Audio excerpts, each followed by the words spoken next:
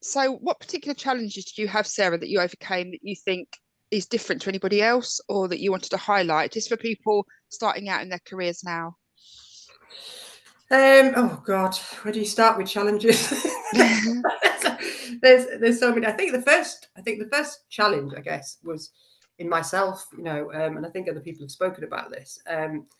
Was being in a male, back in the 90s when he joined, and thankfully it's changing, albeit it's still very male dominated in terms of hierarchy. At least from a recruitment point of view, it's probably 50-50 at the moment. So it's got a lot better.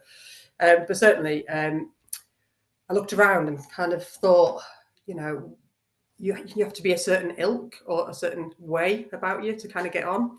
So a lot of it was kind of that self-limiting belief, really, in myself, that if I didn't meet a certain type, then I wouldn't get on. And that was probably my biggest challenge, overcoming that and finding a way through that. And I have to say, it was another question you were going to ask, actually, but I'll touch on it as part of this.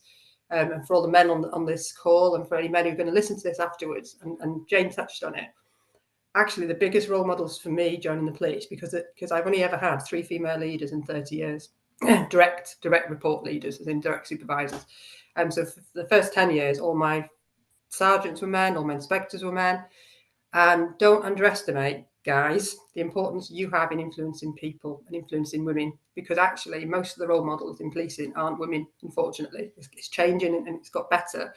And the people that influenced me the most and helped me get over my challenges the most were really fantastic, brilliant blokes who saw potential in me, took me to one side, supported me, and give me that kick at the backside I needed sometimes to overcome my own personal, limiting beliefs in myself.